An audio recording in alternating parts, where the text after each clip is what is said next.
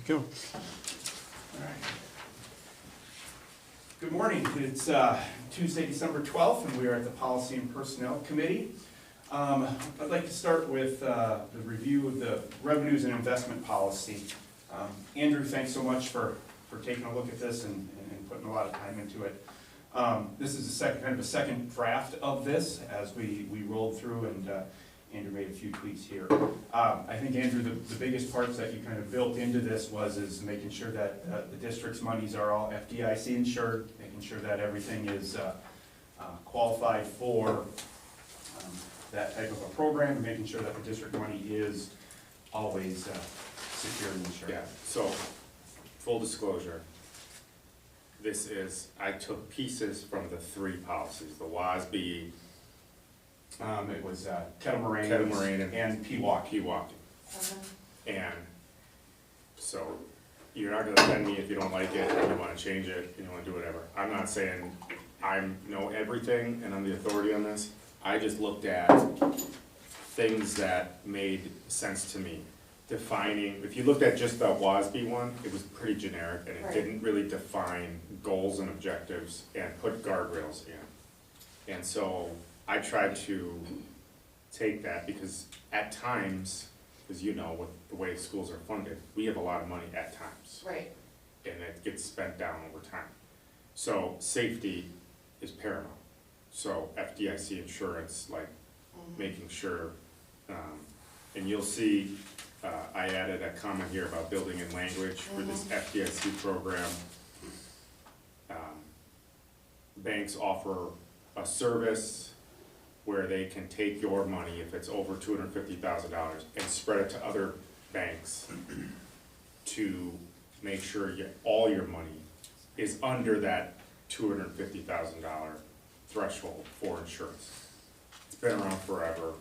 It comes and goes in vogue and whatnot. So I just wanted to make sure we had language built in there that we can and should be using something like that, because it diversifies our deposits so that everything is covered by the $250,000 FDIC. God forbid something happened to a bank that we had money in. So. Thank you for using your expertise around Yeah. that. Yeah, and then obviously liquidity too. You want to be able to get your money immediately. So even if you are in a CD, you can break a CD. The penalty sometimes is just you forfeit the interest. So again, liquidity, if we ever needed it, needs to be paramount as well. Or if it's in a money market account, a $250,000 money market account, somewhere, you've got liquidity on that instantly. So I think safety and liquidity are the two biggest things when it comes to school districts. With your yield should be your third. You should be more focused on not losing money and being able to access that. So that's what it was. Again, I'll make the same statement at the board meeting is, I'm not saying I know it all. Right. But I just know that the WASB one just was pretty generic, and I think we needed to define it more. Well, thank you for doing that. Yeah, thank you. So we'll just move this forward as is. I'm going to finalize some language in the very last sentence there Okay. to make us go there too as well. So, okay. Good morning. Thank you, Andrew. Good morning.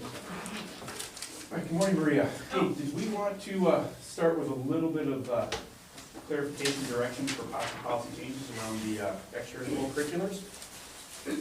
So we do have an extracurricular policy in the 300s. It's pretty much a sample from WASB, but we're getting some questions and just want to ask for some clarification or questions. So maybe one, defining extracurricular and co-curricular a little bit more. What's an extracurricular opportunity, a co-curricular? Ron and I had a nice deep conversation about that ourselves.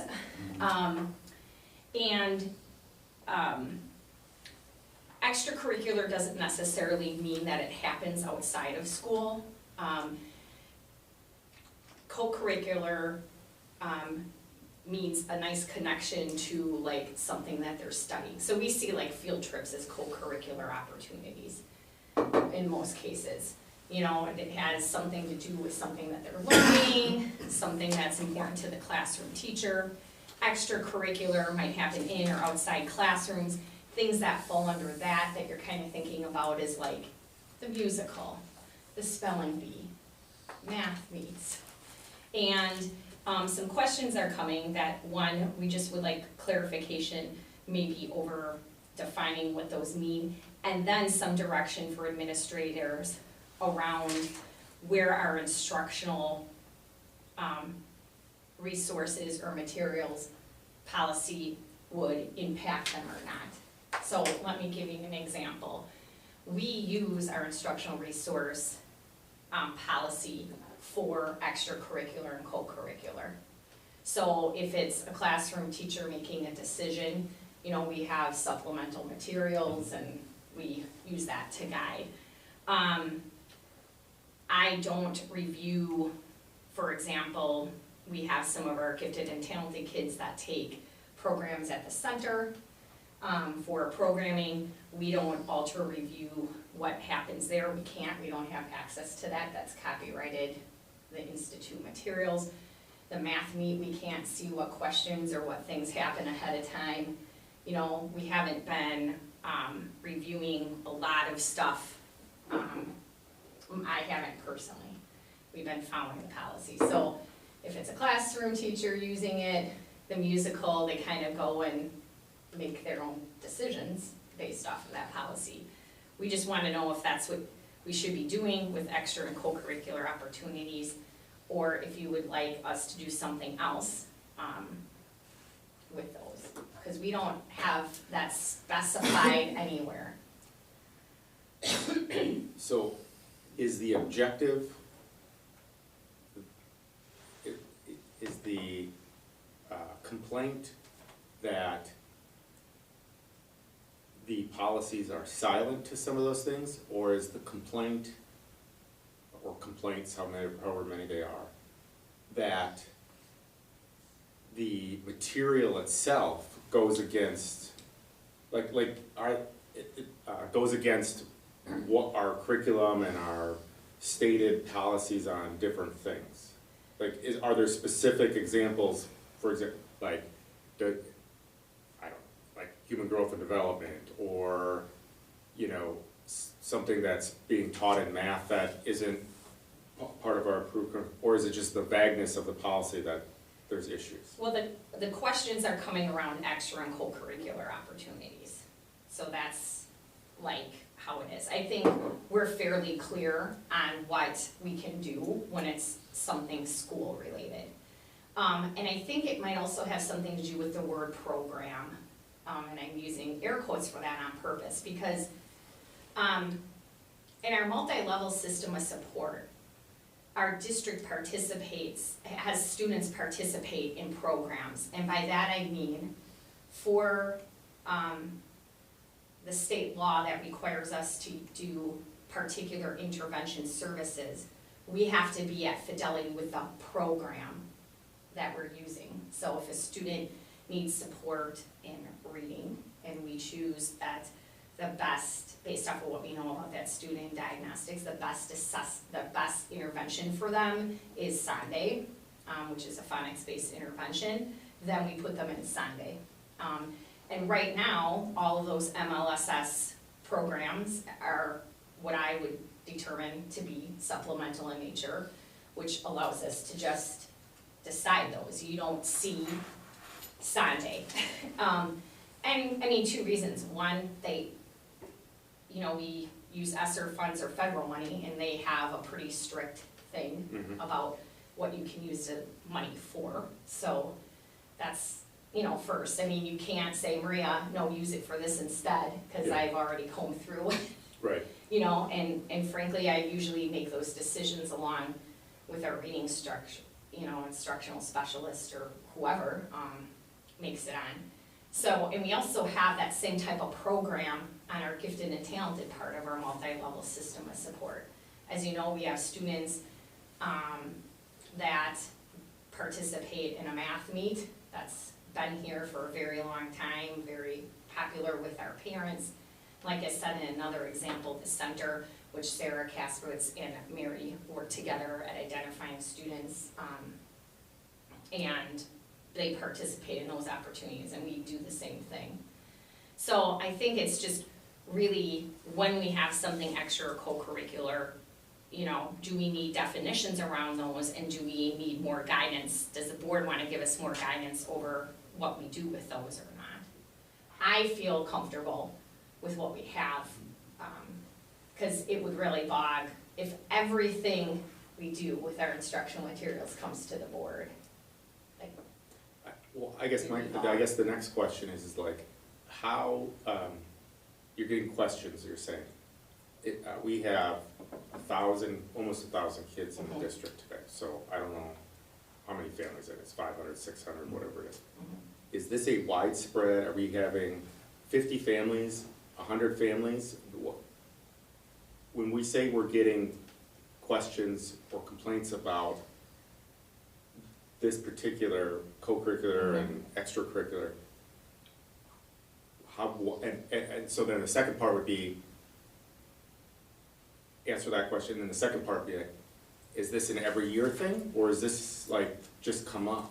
Like, and how many years have we been doing all these things, and if, I guess I'm trying to understand how widespread we're talking. One, not very widespread, but when parents ask questions, what we do as administrators, we look to policy for guidance. Sure. I understand. And we looked at policy and we feel pretty okay with what we're doing. However, it brings us as an opportunity to also say, like, when we talked about the instructional materials policy, we didn't talk about extracurricular and co-curricular. We didn't talk about how we may or may not want to apply it in those particular situations. I get that, Yeah. but policy sometimes doesn't cover every No, it does every not. single decision Yeah. that needs to be made in a school. There's But when it's silent, it's us, so we right, just wanna make it's sure we're professionalism okay. and expertise Mhm. of folks that we have, and so I guess I was just trying to gauge if it's not widespread, if it's not 50 families or however many families. I guess I'm and it's not an every year thing. Is this? I mean, and you've been here 13 years. This is the first time where something like this has come up. Yeah, about, hey, the definition between co-curricular, extracurricular, or the thought of, as we reviewed our instructional material policy, again, there's certain things we can control. We give a teacher, a district staff member, an opportunity to select and things. When there's things outside of our control. Yeah. Like the math meet coming up here. Right. If there's a question in that math meet that does not align with our instructional materials policy, we don't have control over it and it's kind of mute. But yet the district, and this is where we feel comfortable saying, hey, we understand what the program is, we've done it over and over, we haven't had an issue in the past. We feel comfortable sending our children to this educational opportunity. But in that example too, the parents are signing a permission slip, sending their kid there. Yeah. So it's on the parent to ask questions if they're concerned about what's the material versus what our material is. Correct. I mean, it's a two-way street on your children's education. We have parent permission Right. for almost every co-curricular, extracurricular Yeah. opportunity. I would say as long as there's communication and, Parents, Yeah. Because we feel comfortable with it, it's just the question came up and we just went, because it is a part of our policy that is mute. And because we feel comfortable with it, because we wouldn't put our kids in an opportunity where we're like, I don't know about that, so. and have you looked, do other surrounding districts have anything regarding co-curricular in their policies? No, I mean, really, even at the time, and I don't know if I wanna go back to say this, like, where some districts would run musicals or plays, for example, that would get protested. I mean, cause that's like, I mean, this is the other thing, I mean, that's real examples that have happened between these policies. I've lived them, Sure. and still our, policy kind of dictated how we handle those and hasn't really needed much revision, so. I mean, we have processes for those things, but, I would say personally, if this historically has not been an issue, if on these things we're giving permission slips for parents to approve or not approve. And if this is not widespread, and if this is isolated, I would say this falls into the category of, you know, administrative decision, discretion, duties, responsibilities, that Okay. we can't have policies for every single decision. That would be, I agree, but I think that, and I don't think it needs to be written, it should just be a norm. Communication, permission slips. Absolutely. Yeah.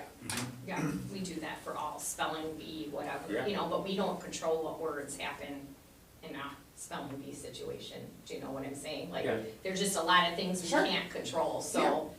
Well, it's co-curricular. but that, I mean, but to some degree, that's implied in the permission slip from the standpoint of, you're leaving this area that we control. Right. We're asking you to leave, you know, to have your child leave this area to go to a math room, go to a spelling bee. Or go to intervention. Right, Mhm. so, Okay, All right, thank you. thank you, thank you.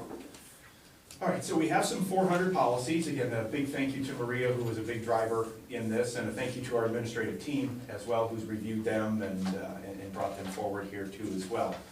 I guess I'll just kind of open it up. If there's any specific questions that you may have, or we can walk through them one by one if you'd like to, or let's just flip through them, flip through them. like we've Okay. done. All right. Like, again, I think on some of these, Start with the matrix and I don't just go. have a lot of, Yeah, okay. some are just more ticky-tack, and then some are just, what does this Do it. mean? Sure. You wanna do this here, Maria? Sure. Sure, thank you. For 11, we have two things. We have the policy, equal educational opportunities, and we have the corresponding rule. Okay, on the rule, the only thing I had was, C, should be page 3, Ron. Okay. It was confusing. C number 1, it just says, insert to the extent blah, blah, blah, blah, Oh, got it. in the brackets there. Mhm. Okay, Uh, it probably isn't gonna move on. Yep, it's removed, I'll take a look at that. So Okay. I just, Got it. those were the only Yep. thing I had on those two. Okay. Anything for you, Nikki? Nope. Okay. Good catch, Andrew. Great, and then we'll be doing some deletions for, our old policy and Yeah. some addendum items here. Okay, we have 411.1, which is student bullying, harassment, and hazing.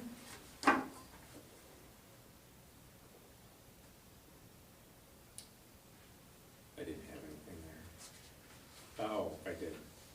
That one I didn't have printed. Okay. I'm sorry I have to ask this, but we're defining sexual harassment.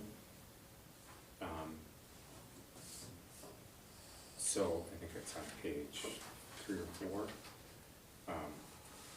Like, Page 2. it says sexual assault, dating violence, domestic violence, and stalking. And again, I apologize, I have to ask this, but since we're going through it, like, unwanted touching, unwanted kissing, does that fall into the category of sexual assault by, like, law? Like, how granular do we need to get for protection of kids? And again, maybe sexual harassment is truly a legal definition, and this is the legal definition, I don't know. I just, as I was reading it, I was thinking So- about, like, kids being kids and, like, technically, I think that all gets covered under where it says and in bold and then points 1, 2, 3. Creates an intimidating, hostile, or offensive environment. So Okay. to me, that would be unwanted gestures. Correct. Because we are required, if there is any, you would deem to be inappropriate touching, whether it's in play, whether it's accidental, we are required to, because if it was intentional, it would fall underneath that Okay. sexual harassment completely. Yeah. right, I just, Mhm. again, We can have, legal take another look at it, though. I just didn't know Mhm. if, because it started to define out certain things, I didn't know if those, those buckets in number one there were a catch-all for everything, and that there are subcategories from a legal perspective that would catch Mhm. all of that. WASB's was just very broad, so I grabbed, Bay's, which we did 21, that I know WASB legal did review, because we use the same system, but we could double check with them on that. We have for 11.2, education of homeless children and youth. This is a pretty standard Yeah, policy. the only thing I had on here, it talked about a lot of things that, but it did talk about like free or reduced lunch. I did in a different one, and I can't remember which one, but this specific, The rule maybe, because there's a corresponding rule to maybe, this. I don't know. There is, Okay. yeah. Yeah. I just wanna make sure, like, if we've got a homeless kid going here, we gotta give him a free lunch. No, they do, they But I automatically. think that's automatic. They automatically, as part of the McKinley-Vento Act, Okay, they do part of that, yeah, Okay. yep, Alright. it is, yep. yeah, okay. Mhm. That's the only thing I was Yeah. thinking about as I read this. I was Okay. like, Mhm. we gotta, Yeah. Mhm. I mean, if they're not, Yes. yeah, Yeah, we they gotta would be. give them They would be. what Yeah. they need. For 11.3, children in foster care, and we have a corresponding rule.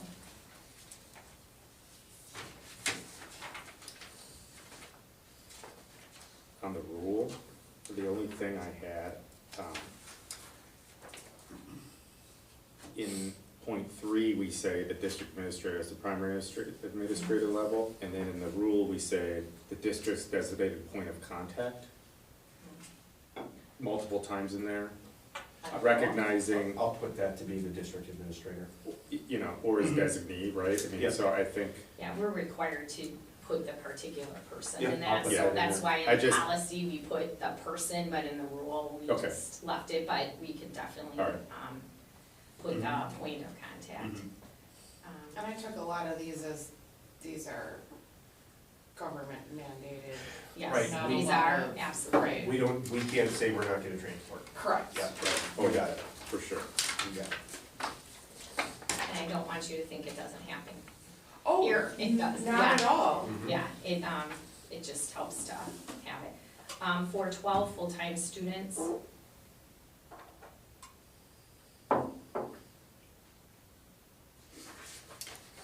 Two things. Number 2 on the first page, just says or junior high school in the district. In a middle school, but, I mean, technically, are we primary, intermediate? Or elementary, I mean, I don't know, I call it middle school. Every time- And then someone always says, no, it's intermediate school, okay, well, Yeah. 4K through 8. Yeah, we get a lot of that. I know it's- That's why some of it's those things we say high silly. school and things like that. I know it's silly, and they but, just have us keep high school in here too, because some of our students are Arrowhead Correct. kids for Yep. part of their day Yep. who are in some of our accelerated course options, Yeah, so. yeah. okay. And then, on the back of that, the second page, it just had a highlighted area for like WIA stuff. It just, a highlight, mine was highlighted. Mhm. Yeah, we talked about, we follow pieces of that. We do follow pieces of it, we're not WIA, but we Yeah. do follow pieces of it. Okay. I think we Candace highlighted knows. to say whether or not we wanted to continue to keep it in there. Yeah, it's been a while. Yeah, we talked about these a couple months ago. Yeah, Well, I don't know that that needs. actually, we can take that out. Yeah. Yeah.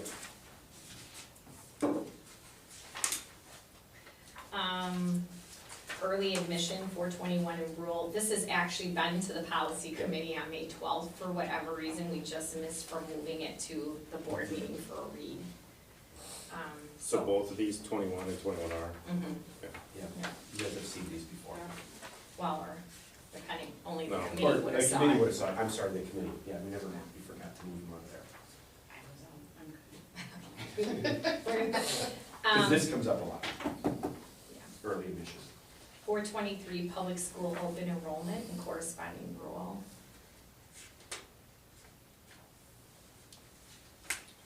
Again, I don't see this as anything, we have a lot of wiggle room. Well, you do, the wiggle room on full-time open enrollment, is, this policy is a little bit different with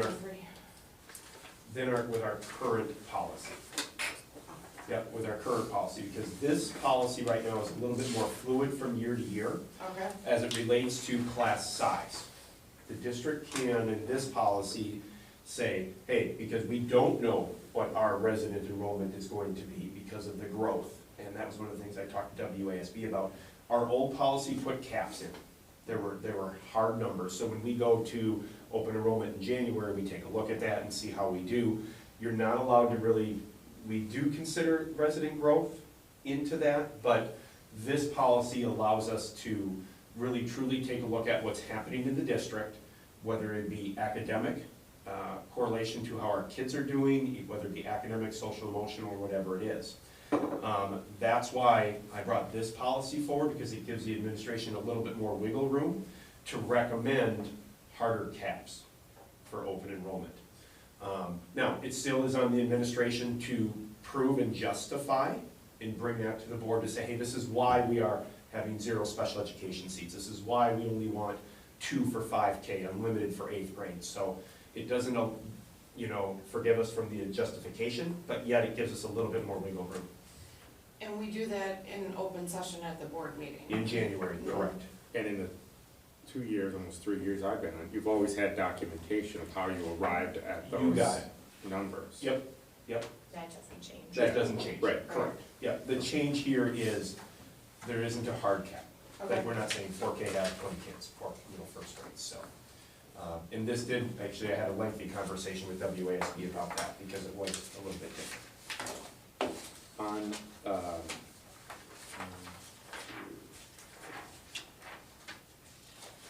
so I had a couple of notes. So,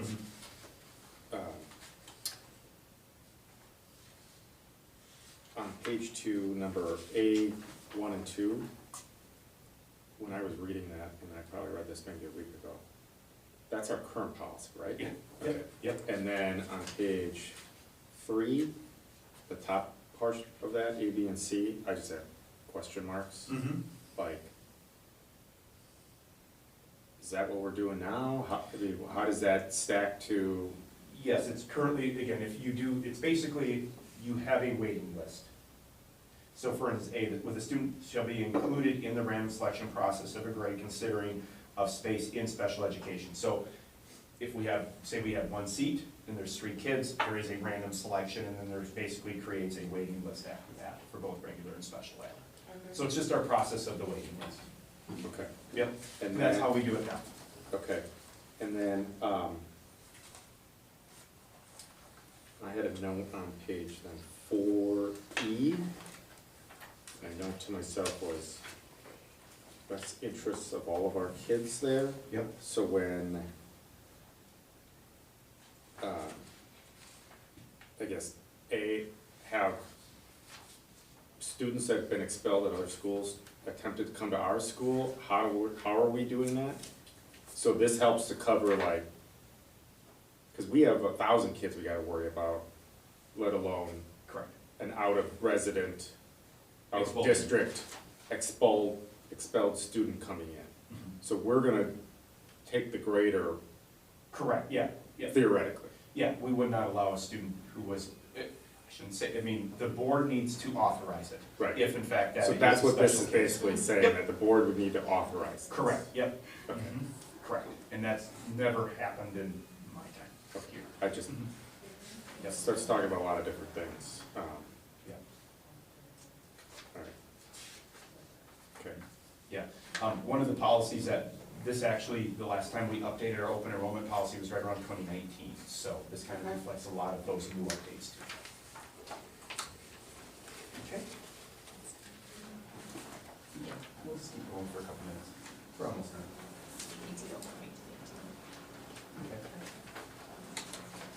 Okay, we got 5 more, all right.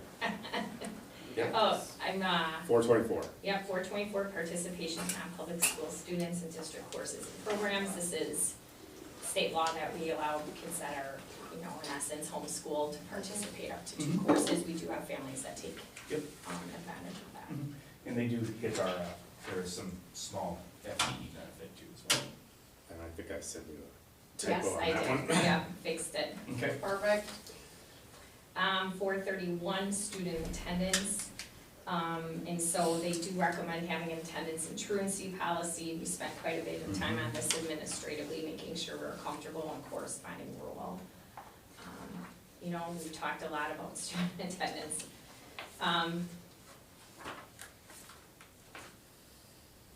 I think it reflects what we think we should be doing. Yep.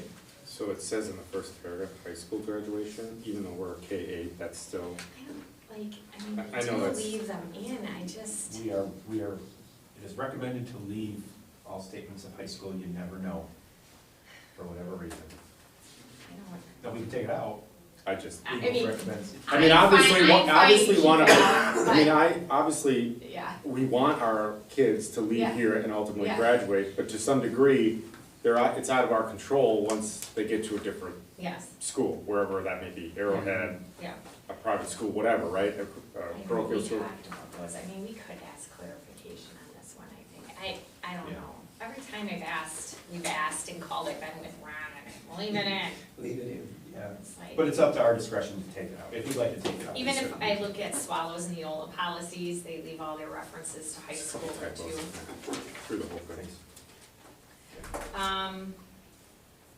And then we have release time for religious observation instruction. There isn't a requirement to have this policy, I just think it's a good one to have. I'm good with that. I just think it helps everyone understand where our district priorities are. Okay. I like it. On student attendance rule, Oh, yes, sorry. yeah. 431R. Yeah. Couple things. In the document, it kept talking about, or curriculum modifications for, I think, in the context of like truancy, I think. What does that mean? Curriculum modifications? So we have, so right now, we have kids that are not within our typical school day. That's a curriculum modification. They start their day earlier at Arrowhead for some courses, math, Okay, science, yeah. whatever. And we have scheduled, the 8th grade schedule, that they can leave at 2:40 instead of 3:50. 4 o'clock. Based off of the fact that they started earlier. Yeah. So we have curriculum modifications that we would have maybe made to kids' programming that would be outside of that day, where we're not calling them truant or tardy or Got it. late or et cetera. In my past life, I had kids that were training at the, Olympic ice skating ring, and we would be modifying parts of what they have. We have kids that sometimes are needing some outside services for mental health that we're modifying things for. Okay, and on the exhibit, page 2, I think we need to just clean up how this says at the top. Level 4 discusses the type of truancy cases which should be referred to the district attorney and how the district attorney should respond to the district's referral. We don't tell the district attorney how to respond. It's a semantics. Yes. Is that on page 4? Page 2. Page Top of 2. page 2, on the exhibit, First, second sentence at the end. Oh, And okay, how four. the district attorney should respond. Will likely respond? I don't know, but Okay. theoretically, the district attorney is gonna respond how the district attorney is gonna respond. Yes, it will. good catch. It will.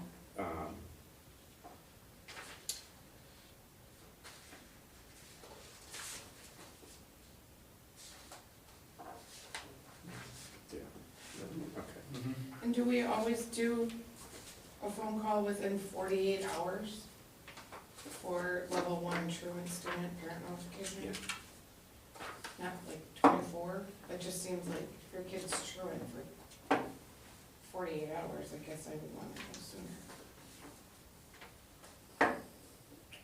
We do,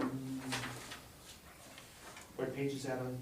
Second page, On the exhibit. level 1 truant student parent notification. Yeah, we can change that to 24. Sorry, it's little, but Nope, no, that. Right there, no. Yeah, because we typically make those phone calls by 9:30, 10 o'clock, as Yeah. soon as those are done, yeah. You got it. Okay, all right. Well, we will bring those policies forward to the board for first review on Monday. Okay. Ready So- to read? No, it's just the first read. Oh, First read. January will You'll be have some done. time. January will be done. You'll have some time. Yeah. So the last piece of that we can push it to January, because we were going to invite our staff is, and I can summarize this in an email, was to review our employee benefits survey. okay. And again, I did kind of send you guys like a pivot table or a Mhm. data studio with some, you know, you can kind of look at trends about Yeah. whether it be who's in favor of this, who's not in favor of that. And one of the things that was pretty clear is our staff would, you know, look like a retention schedule, you know, from a compensation standpoint, you know, it's mile markers, right? You hit here, bonus or increased compensation. So the other piece that was pretty glaring is the desire for some more personal time. And compared to sick time, again, we'll have to have some conversations around that a little bit more, because what do you do with people's already 60 sick days? Do you know, do those roll forward?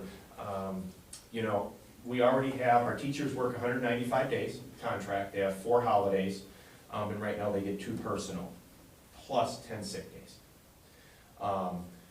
I think it'd be great to engage our staff in a dialogue about what they would like that to see, what are some of their proposals, you know, because there is ideas out there where it just goes straight PTO, you get 5 PTO days to be used at your discretion. Well, Instead of 10 sick. 10 sick and 2 personal, do you kind of do something in the middle? And then the district can offer a short-term disability policy, again, I've got a quote over here, that would, you know, it's basically so many cents per 10 and whatever it might be. So just to kind of continue to really engage our staff to say, what is important to you? Because there are multiple options. Yet, how do we continue to achieve our mission and vision and values as it relates to educating kids? And knowing that that teacher attendance is just as important there too as well. So that's one kind of piece, and we've heard that before even this last go around too as well. The student loan was an interesting you know, benefit too as well. Again, depending, no surprise, depending on where you fall, you know, if you're 10 plus years in the district, you know, it's not very important to you. Whereas, you know, to about 35% of our staff, it was important if you were under, you know, that under 6 years, where you may have some of those student loans. Student loan, there is a federal student loan forgiveness program for public workers already, but that takes 10 years approximately to get there from that standpoint, which I know a lot of our staff does log all of those and things like that, because we sign those off. So. But that's on them to That is on them to enroll into and Correct. monitor? Yep. And they have to be at a district 10 years or just in the Any profession? Any profession, any education profession for 10 years, and they need to make 120 payments. So there is some caveat to that from that Sure. standpoint. Okay, so we could look at if they're enrolled in the program and they only have to make 120 payments, and then the government forgives it, we could maybe look at a reimbursement of 120 payments versus the whole student loan. Correct. If there's already a program out, and is there any other additional assistance we can help them with logging in, you know, facilitating Some of those conversations, because it does take. facilitating the Process. work and the process with the feds to entice them to do that. Yeah. And then as a secondary thing, you know, hey, we'll help you, maybe I don't know, it's worth exploring. I don't know anything about it, but. Right, well, the nice part about exploring it is in particularly, and this would reward whether you have a student loan or not, is hey, if you've been with the school district, let's just example, 3 years, boom, you hit one of those milestones that people can decide to use it for either student loans or whatever it might be. But I think, Andrew, to your point is how do we make sure that all of our staff knows about the federal loan forgiveness for public workers? Right. So if you're not watching the news, and that's where I continue to get caught up on it, or if you're not the district administrator saying, hey, Ron, can you please sign this for my federal loan? Yeah. We can continue to help educate from that standpoint too as well. The last piece that was very glaring is just people would prefer more salary over some of the other benefits, whether it be the LSA, whether it be healthcare, whatever it is. It's just like, hey, giving them some options, if in fact, if it would be some additional compensation instead of earmarking it for certain things too as well. But I think a broader conversation, a big invite to our staff for some listening sessions to say, hey, what would you envision, in particular around the paid time, would be a very worthy conversation. So we're gonna set that up for January? For January, yep. I We'd like think to that's set a it up great for idea. January. Okay. Yep. And we're not holding anything else up at this time, right? Nope. Because we have. Nope, Okay, that would be still part of, we'd be right on calendar for Perfect. for anything like that too as well. So yeah, so lots of interesting things, and again, the nice part is about that data is you can break down by years of experience to see what kind of people are kind of thinking too as well. So, but there's a lot of different variables that go into a lot of that, especially with our support staff. They work 180 days, we give them 4 holidays, and they have 1 personal day, but you can earn more as you go through the district too as well. So we'll set something up for January and perfect. we can do that. So, okay, All right, all right, thank you. thank you. Thank you.